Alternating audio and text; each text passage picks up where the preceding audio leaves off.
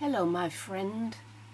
Here is my spiel on Spinoza, on existential courage. And he had a lot to say about it, though very few people are aware of that. 17th century philosopher, Dutch, of Portuguese origin, Jewish. He lived in Amsterdam. He was a lens grinder. He changed everything through his writing and was judged and condemned for it.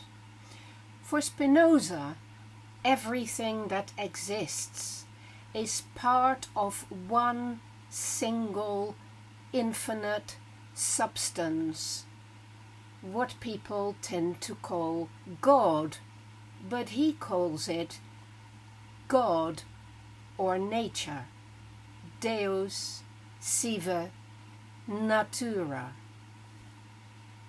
In his universe, we're all connected together. It is a perspective that is becoming more and more likely with the panpsychist turn. In Spinoza's universe, everything happens by absolute necessity, because everything is determined by all that is, by nature, by God. Courage, then, is no longer a heroic act. It's not about free will. It is about owning and being part of the ontological power of being.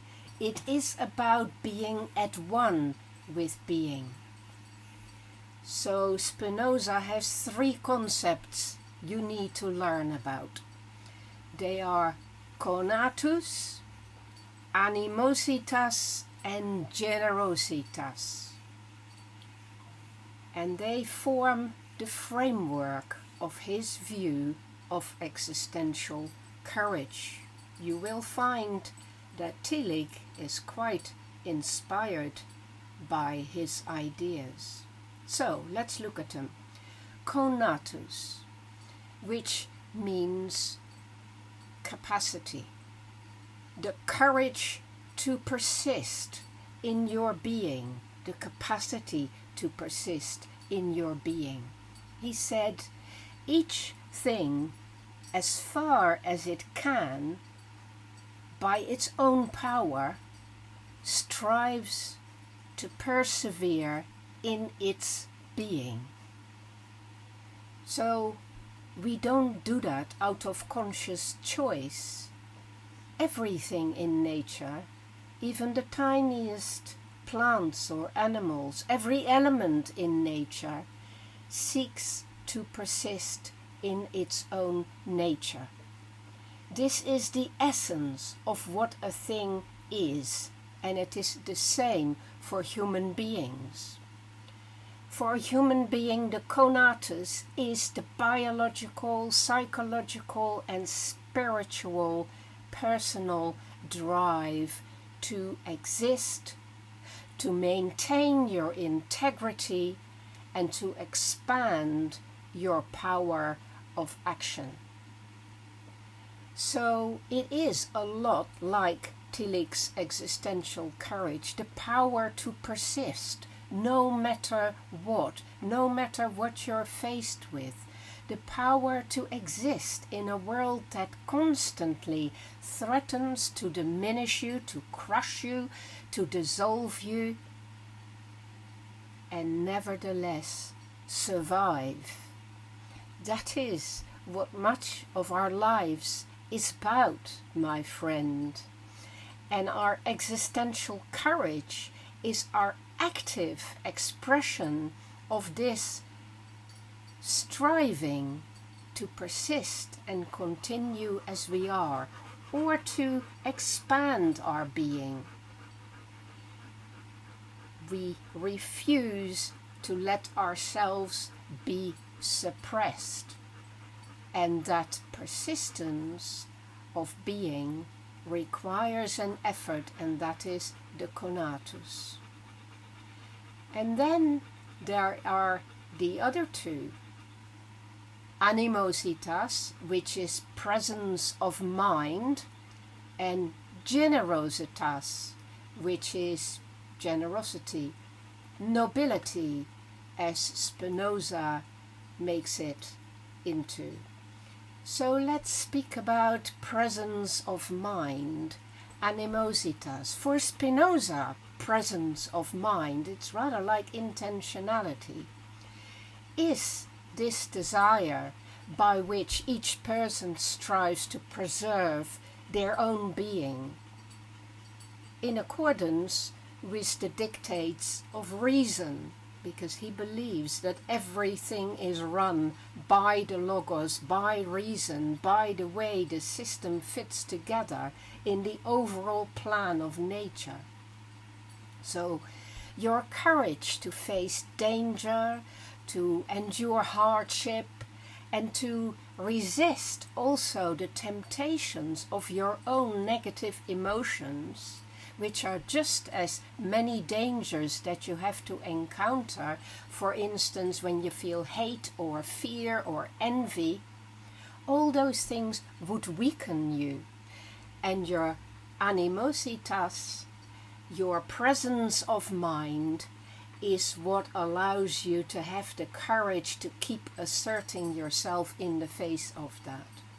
It is the kind of inner stamina that you need to become self-determined, to become self-determining, and to not be a passive victim of circumstances. It's the courage to say yes to your existence and its necessities and its boundaries. It's not grandiosity, but realism. You affirm yourself within the bounds of the overall being of nature. You find your place in it, if you like.